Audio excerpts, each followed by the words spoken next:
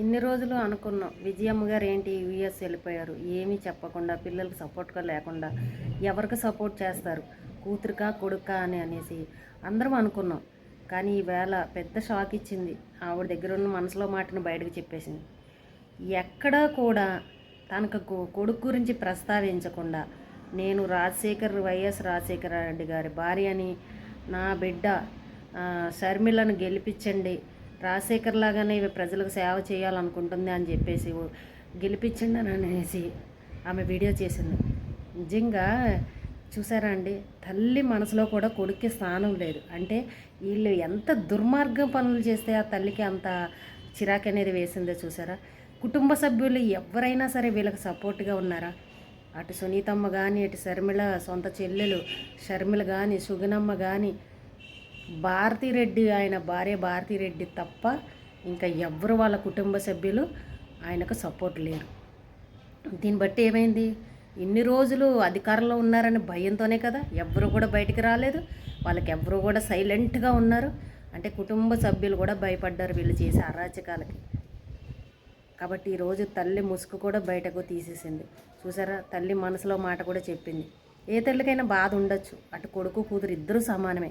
కానీ ఈయన చేసిన అరాచకాలు ఏదో రోజు కర్మ ఫలితాలు అనుభవిస్తారని వాళ్ళకు కూడా అర్థమైపోయింది. నా కొడుకుకి తలరాత మారింది అని అనేసి అర్థమైపోయింది ఆవిడకి కూడా. అందుకే తన బిడ్డకు సపోర్ట్ చేసింది. ఈరోజు ఒక వీడియో చూసాం. కోడికత్తి కేసులో ఉన్న రెస్టారెంట్, ఎయిర్పోర్ట్లో పెట్టిన రెస్టారెంట్ వాళ్ళని అయితే ఆ కుటుంబాన్ని అసలు ఇంతవరకు ఆ కుటుంబం మనకు ఎప్పుడు పరిచయం కాలేదు. కానీ ఈరోజు ఆవిడ కూడా మీడియా ముందరికి వచ్చి ఆ కుటుంబాన్ని ఎన్ని ఇబ్బందులు పాలు చేశారో ఆవిడ ఈరోజు వచ్చి బయట మాట్లాడింది. మీడియా ముందరికి వచ్చి ఆవిడ కష్టాలన్నీ అసలు వీళ్ళు పెట్టిన ఇబ్బందులన్నీ కూడా ఆవిడ బయట పెట్టింది. నిజంగా ఎంత దారుణమండి. ఆ కోడికత్తి సీన్ తల్లండి, ఆవిడ ఎంత పాపం ముసలు ఆమెను ఏమన్నా అనాలని అనిపిస్తుందా అండి, సాయం చేయాలనిపిస్తుంది. కానీ అలాంటి ముసలమ్మను కూడా ఏడిపించారండి 5 సంవత్సరాలు, నా బిడ్డకు బెయిల్ ఇవ్వండి అని. ఎంత దారుణం అండి చూసాం మనం ఈ గులకరాయి కేసు అని. వాళ్ళ కుటుంబాలు కూడా ఎంత ఏడ్చేయండి. వాళ్ళందరిలో వ్యతిరేకం అనేది రాదా అండి?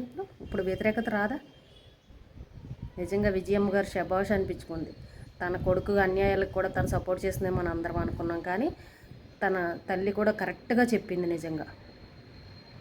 అంటే వీళ్ళ పరిస్థితులు ఎలా ఉన్నాయో అనేది ఇప్పుడు అర్థమైపోయింది.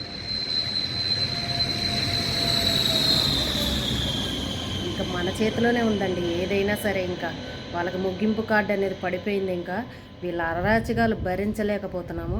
అసలు ఎన్ని అబద్ధాలు చెప్పొచ్చారండి. ప్రత్యేక హోదాలు అన్నారు, డిఎస్సీలు అన్నారు, సంక్రాంతికి ఇన్ని లక్షల ఉద్యోగాలు అన్నారు. అబ్బోబ్బోబ్బోబ్బో, అసలు ఆ అబద్ధాలకైతే ఇప్పుడు అడుగుతుంటే సమాధానం చెప్తున్నారా అండి? దేనికైనా సమాధానం చెప్తున్నారా? అసలు వీళ్ళు అడిగే ప్రశ్నలకు సమాధానం చెప్తున్నారా? సునీతమ్మ వాళ్ళ సుగుణమ్మ గారు అడిగే ప్రశ్నలకి, షర్మిలమ్మ అడిగే ప్రశ్నలకి వీళ్ళ దగ్గర సమాధానం ఉందండి? వాళ్ళ మీడియాల ముందుకు వచ్చి ఎలా కన్నీళ్ళు పెట్టుకుందండి నిన్న షర్మిలమ్మ. నేను ఇన్నిసార్లు ప్రెస్ మీట్లు చూశాను కానీ ఈ మామూలుగా చూసాను కానీ పాపం నిన్న కళ్ళనీళ్ళు పెట్టుకుని బాధపడిందండి ఒక చెల్లి. తన అన్న చేసే అరాచకాలని, అబద్ధాలని చెప్పుకుంటూ నన్ను ఎంత ఇబ్బంది పెట్టారనేది, తన నా మీద ఎన్ని అబద్ధాలు చెప్తున్నారనేది ఆ చెల్లి నిజంగా ఎంత బాధపడిందండి. నిజంగా అందరినీ కంటతడి పెట్టించింది. వాళ్ళు ఏ పార్టీ వాళ్ళన్నా కావచ్చు, కానీ ఒక చెల్లెల్ని అలా మోసం చేయొచ్చా అండి? ఎంత కష్టపడిందండి అన్న కోసం. ఈరోజు ఆ అమ్మాయిని కూడా ఇది చేశారు. తను అడిగే ప్రశ్నలకి సమాధానం వస్తుందా? ఎవరైనా ఒక్క ప్రెస్ మీట్ సీఎంలు అయ్యాక సీఎంలు అన్నాక ఏదన్నా పని చేసిన, ఏదైనా ఊరు వెళ్ళినా ఒక్క ప్రెస్ మీట్లు పెట్టి ఇది అని చెప్తారు. మనం ఒక్క ప్రెస్ మీట్ అన్నా చూసామండి ఏ రోజన్నా? తిట్టడానికి మాత్రం ప్రెస్ మీట్లు పెడతారు, బూతులు తిట్టడానికి మాత్రం ప్రెస్ మీట్లు పెడతారు. వాళ్ళ మీద వీళ్ళ మీద వాళ్ళది అన్నట్టు మళ్ళీ అడగకుండా ఉంటారని. ఇలాంటి పరిపాలన మనకు అవసరమా అండి? కొన్ని రోజులు అధికారంలో ఉన్నారు, మనల్ని ఏం చేస్తారని భయానికి ఎవరో బయటికి రాలేకపోయారని.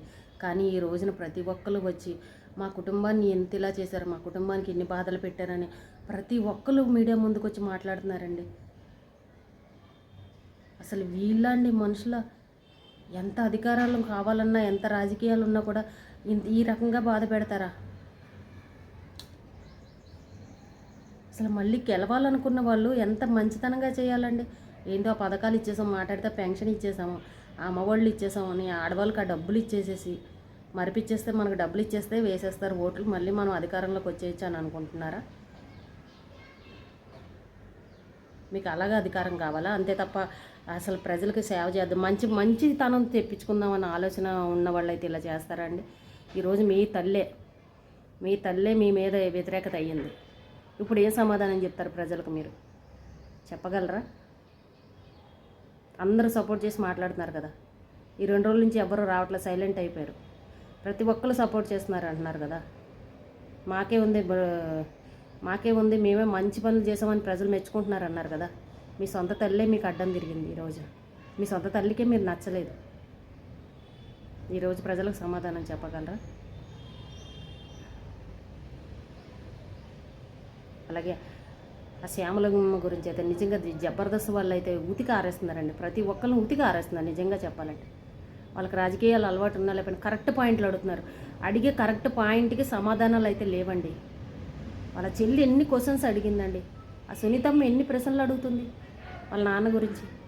ఒక్కదానికి సమాధానం ఉందా? కొంగు చాచి అడుగుతుంది నాకు న్యాయం జరగమని. 5 ఏళ్ళు పట్టింది, ఈ రోజు వరకు దిక్కులేదు పాపం.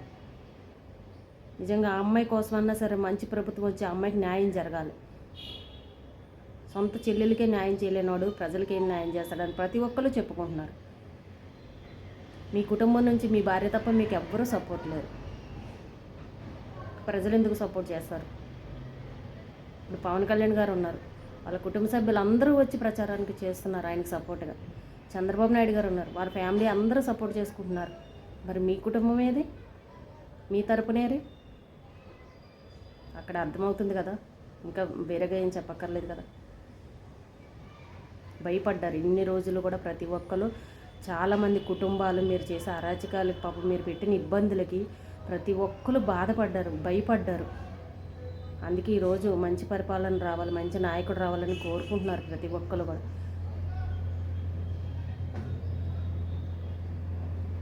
ఇప్పుడే క్లియర్గా అర్థమైపోయింది.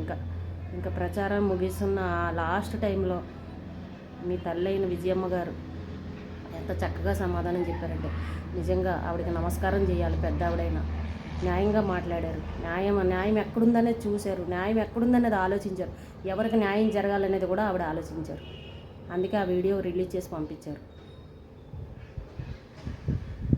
అందుకే ఆవిడ మీ ప్రచారానికి కూడా ఆవిడ ఇక్కడ లేకుండా యూఎస్ వెళ్ళిపోవడానికి కూడా కారణం అది. ఆవిడ ఎటు చెప్పలేక లాస్ట్లో ఆవిడ నిర్ణయాన్ని, ఆవిడ ఎటు న్యాయం అనేది తెలుసుకుని ఆవిడ చెప్పారు. విజయమ్మ హ్యాట్సప్ అమ్మ, పెద్దమ్మ అయినందుకు, పెద్ద ఆవిడ అయినందుకు మీకు మంచి నమస్కారం.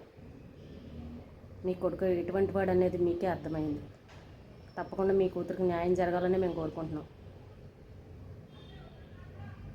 ప్రతి ఒక్కరు ఆలోచించండి, ఇంకొకసారి ప్రతి ఒక్కరు ఆలోచించండి. ఈ 10 రోజులు, ఈ వారం రోజుల్లో జరిగిన ప్రతి ఒక్కరు బాధితులు ఎవరైతే ఉన్నారో అందరూ మీడియాల ముందుకు వచ్చి మాట్లాడుతున్నారు. మంత్రులు అల్లుళ్ళే కానివ్వండి, కూతుళ్ళే కానివ్వండి, ఎవరెవరో కుటుంబ సభ్యులు వచ్చి ప్రతి ఒక్కరు వచ్చి వాళ్ళ ఇబ్బందుల్ని, వాళ్ళ ఇది గురించి మాట్లాడుతున్నారు. కాబట్టి మీరు ఎవ్వరూ కూడా ఓటు వేసేటప్పుడు ఇంకా ఆలోచించేది ఏమీ లేదు, ఫిక్స్ అయిపోండి. కూటమిని గెలిపించండి. మంచి పరిపాలన రావాలి. మనకు జరుగుతున్న అన్యాయాలన్నీ అరికట్టాలి. బాధితులు ఎవరైతే వాళ్ళందరికీ న్యాయం జరగాలి. ఈరోజు విజయమ్మ గారు చెప్పిందంటే ఆవిడ నిజంగా కన్న తల్లి అయినందుకు కరెక్ట్గా న్యాయం కరెక్ట్గా చెప్పారు ఆవిడ. Hats off Vijayamma. మీరు ఎక్కడున్నా సరే బాగుండాలి.